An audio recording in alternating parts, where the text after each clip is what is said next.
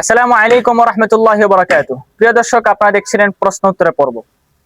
গত পর্বে আমরা প্রশ্ন করেছিলাম মোহাম্মদ আলিফ আব্দুল্লাহ ভাইয়ের কাছে, ইমানের সবচেয়ে গুরুত্বপূর্ণ অংশ কি?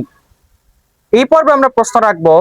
প্রশ্নটি হলো, কিভাবে নিজের ইমানকে শক্তিশালী করা যায়, অর্থাৎ আমরা আমাদের ইমানকে আরো কিভাবে মজবুত রাখবো, শক্তিশালী রাখবো, সে প্রশ্নটা আমরা করতে যাচ্ছি মোহাম্মদ আলিফ আব্দুল্লাহ ভাইয়ের কাছে।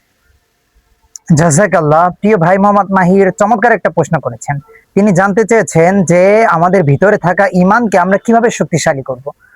আমরা আমাদের ভিতরে থাকা ইমান শক্তিশালী করার জন্য কয়েকটা কাজ করতে পারি। এক নাম্বার, আমাদের যে 5 ওয়াক্ত নামাজগুলো আছে এইগুলা খুব সুন্দরভাবে আদায় করা, খুশুর সাথে আদায় করা, নিয়মিত কোরআন তেলাওয়াত করা, আল্লাহর জিকির করা, নেক মানুষের সঙ্গ দেওয়া এবং গুনাহ থেকে বেঁচে থাকা। কারণ যখন আমার এই কাজগুলো হবে, বিশেষ করে জিকিরের প্রতি বেশি গুরুত্ব দেওয়া, আলা বিযিকরিল্লাহি তাতমাইন্নুল কুলুব, ঈমান তো অন্তরে থাকে, আর জিকিরের মাধ্যমে মানুষের ঈমান প্রশান্তি লাভ করে। যখন এই কাজগুলো আমরা বেশি বেশি করব, তখন আমাদের ঈমান আরো বেশি শক্তিশালী হবে। আল্লাহ তাআলা আমাদেরকে তৌফিক দান করুন নিজেদের ঈমানকে শক্তিশালী করার জন্য। আমিন।